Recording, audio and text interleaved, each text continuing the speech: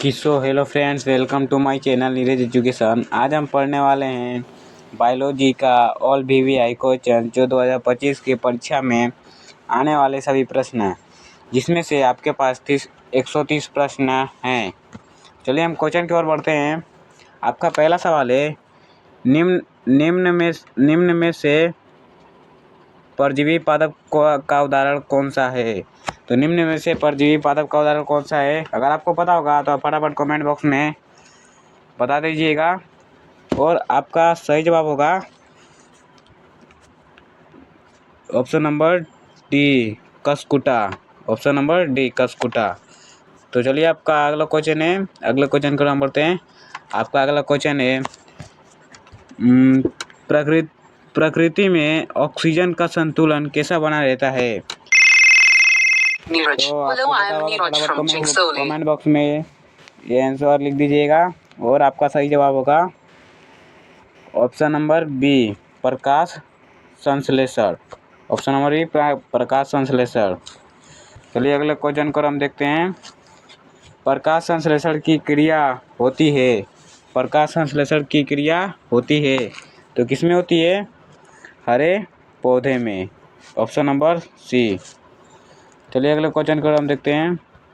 आपका अगला क्वेश्चन है, ग्लूकोज के एक अणु में ऑक्सीजन के कितने परमाणु होते हैं। तो आपका सही जवाब होगा ऑप्शन नंबर बी, 6 परमाणु होते हैं। चलिए आपका अगला सवाल है, मनुष्य और अन्य मांसाहारी जीव निम्नलिखित में किसका पाचन नहीं कर पाते हैं। किसका पाचन नहीं कर पाते हैं? तो सेल्यूलोज का नहीं कर पाते हैं। Option number B.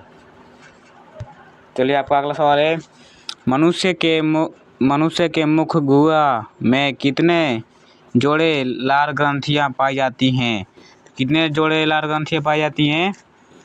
तो 3 जोड़े। आपका ऑप्शन नंबर सी सही जवाब हो जाएगा। चलिए अगले क्वेश्चन को हम देखते हैं। आपका अगला क्वेश्चन है, तो स्वपोषी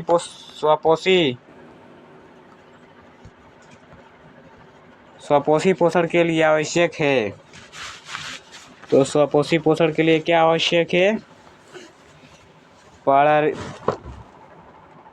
पराहरित है भी किया है, सूर्य का प्रकाश है भी किया है, सॉरी इधर पे हो गया, सूर्य का प्रकाश है भी किया है, कार्बन डाइऑक्साइड तो चाहिए तभी तो भोजन मिलेगा उन लोग को। और तो इसका सही जवाब हो जाएगा ऑप्शन नंबर डी, इनमें से सभी। चलिए अगले क्वेश्चन को देखते हैं हम। प्रकाश संश्लेषण की क्रिया में ऑक्सीजन बाहर निकलता है, कैसे बाहर निकलता है? तो जल से। ऑप्शन नंबर ए आपका सही जवाब।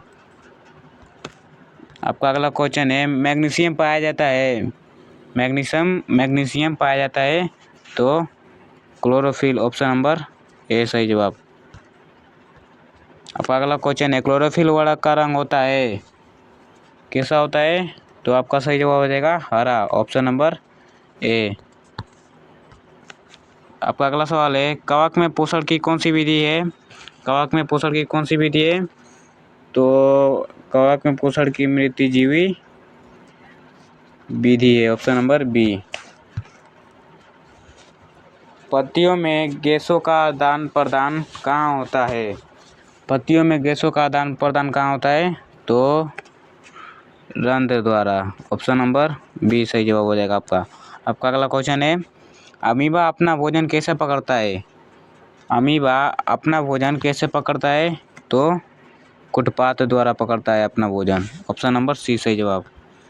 आपका अगला क्वेश्चन है, अम्ल का पीएच मान होता है, कितना होता है अम्ल का पीएच मान? तो 7 से कम होता है। ऑप्शन नंबर ए सही जवाब। चलिए अगले क्वेश्चन को हम देखते हैं। अगला क्वेश्चन आपका है, सभी जीव जंतुओं के लिए ऊर्जा का अंतिम स्रोत है, तो क्या है? तो ऑप्शन नंबर सी, सूर्य। अगला क्वेश्चन है आपका, ग्लूकोज का रासायनिक सूत्र निम्नलिखित में कौन सा होगा। तो ग्लूकोज का रासायनिक सूत्र कौन सा होगा, पता होगा तो आपको फटाफट कमेंट बॉक्स में लिख दीजिए। और आपका सही जवाब होगा C6H12O6, ऑप्शन नंबर सी सही जवाब हो जाएगा आपका। चलिए अगले क्वेश्चन को हम बढ़ते हैं। आपका अगला क्वेश्चन है, अमीबा में अधिकांश पोषण कैसे होता है? अमीबा में अधिकांश पोषण कैसे होता है? तो आपका सही जवाब हो जाएगा अंतःग्रहण, ऑप्शन नंबर बी सही जवाब। चलिए अगले क्वेश्चन को हम देखते हैं। आपका अगला क्वेश्चन है, किसकी उपस्थिति के कारण पौधे का रंग हरा होता है? तो किसके कारण? तो क्लोरोफिल के कारण, ऑप्शन नंबर ए सही जवाब आपका। आपका अगला क्वेश्चन है, हाइड्रा में क्या पाया जाता है? हाइड्रा में क्या पाया जाता है? तो हाइड्रा में स्पर्शक पाया जाता है, ऑप्शन नंबर डी आपका सही जवाब हो जाएगा। चलिए अगला क्वेश्चन आपका है, मनुष्य के शरीर की सबसे बड़ी ग्रंथि कौन सी है? मनुष्य की सबसे बड़ी ग्रंथि कौन सी है?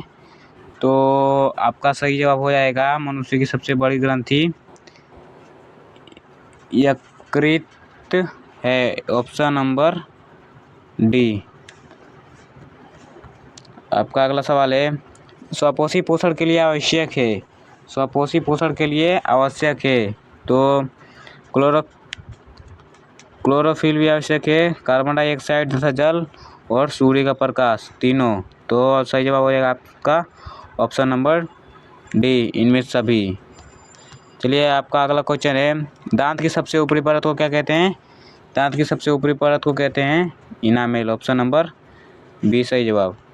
चलिए आपका अगला क्वेश्चन है, मानव आहार नाल का सबसे लंबा भाग क्या है? मानव आहार नाल का सबसे लंबा भाग क्या है? तो आपका सही जवाब हो जाएगा छोटी आंत। चलिए आपका अगला सवाल है, पौधे में भोजन किस रूप में जमा होते हैं? पौधे में भोजन किस रूप में जमा होता है? तो starch, option number C starch के रूप में। तो आपका अगला सवाल है, पीत रस कहाँ से स्रावित होता है? पीत रस कहाँ से स्रावित होता है? तो इसका सही जवाब होगा आपका यकृत, ऑप्शन नंबर ए। चलिए अगले क्वेश्चन को हम बढ़ते हैं। आपका अगला क्वेश्चन है, निम्न में स्वपोषी कौन है? तो स्वपोषी इसमें से कौन है? हरे पौधे हैं स्वपोषी। चलिए आपका अगला क्वेश्चन है, मनुष्य के आहार नाल में अवशेषीय अंग हैं? तो आपका सही जवाब हो जाएगा ऑप्शन नंबर बी अपेडिक्स। चलिए आपका अगला सवाल है, निम्नलिखित में कौन ट्रिप्सन एंजाइम का कार्य है? तो इनमें से कौन ट्रिप्सिन एंजाइम का कार्य है? तो आपका सही जवाब हो जाएगा प्रोटीन का पाचन, ऑप्शन नंबर सी। आपका अगला सवाल है, मुख्य गुहा में आहार का कौन सा भाग का पाचन होता है? तो इसमें से आपको पता होगा तो फटाफट कमेंट बॉक्स में लिख दीजिए आंसर। और आपका सही जवाब हो जाएगा कार्बोहाइड्रेट, ऑप्शन नंबर बी। पौधे में श्वसन होता है? पौधे में श्वसन होता है तो जड़ में भी, पत्तियों में भी, तना में भी।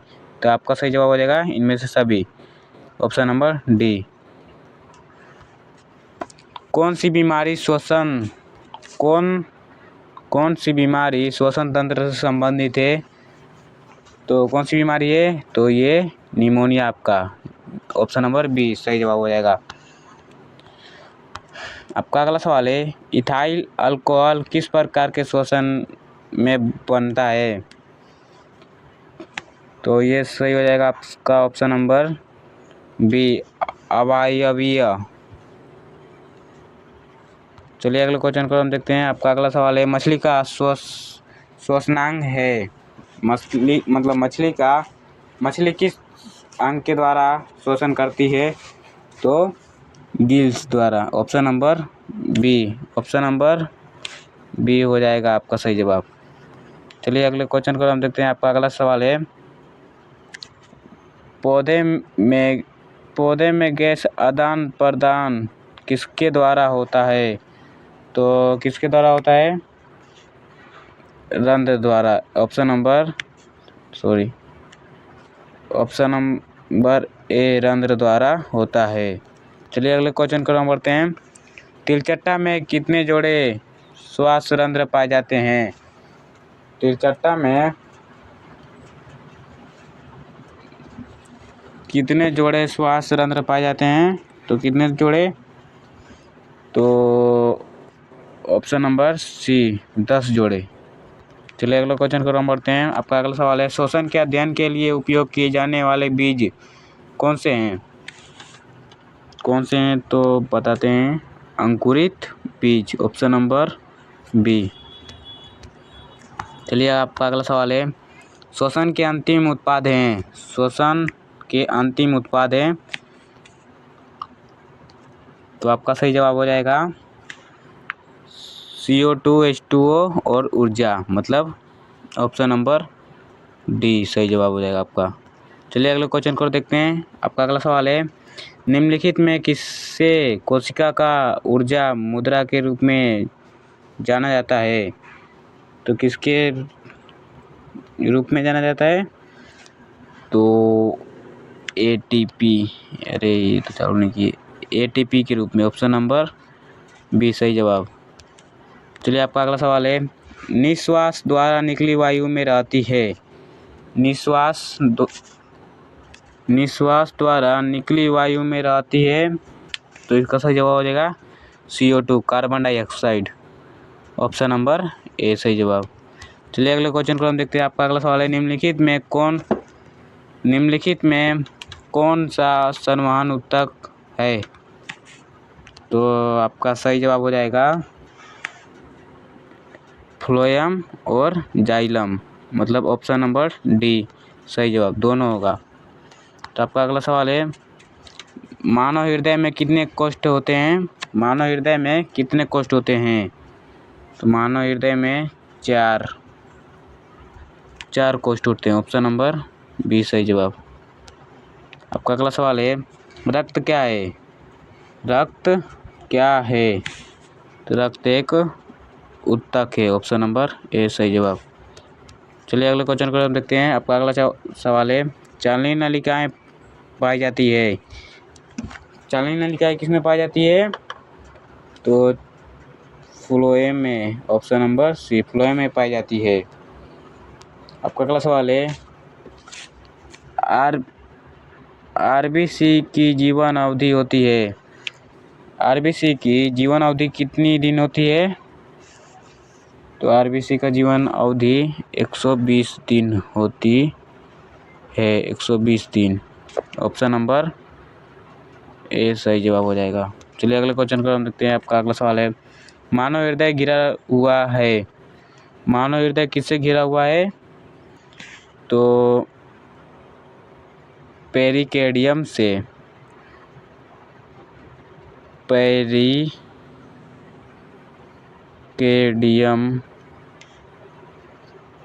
पेरिकेडियम से। चलिए अगले क्वेश्चन का थोड़ा हम पढ़ते हैं। आपका अगला सवाल है, नीरज, मनुष्य में श्वेत रक्त कोशिकाएं की जीवन अवधि कितनी होती है? तो कितनी होती है बता दीजिए। आपको पता होगा तो फटाफट कमेंट बॉक्स में लिख दीजिएगा।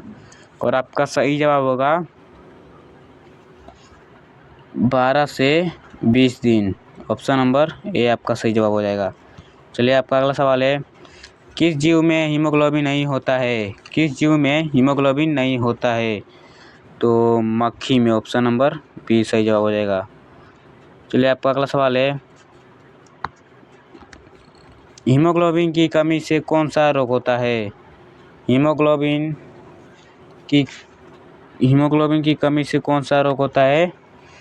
तो एनीमिया। ऑप्शन नंबर सी सही जवाब। चलिए आपका अगला सवाल है, खुला परिसंचरण तंत्र किसमें पाया जाता है? खुला परिसंचरण तंत्र किसमें पाया जाता है? तो आपका सही जवाब होगा तिलचट्टा में। Option number B. चलिए यहीं पे हम सवाल ख़त्म करते हैं और फिर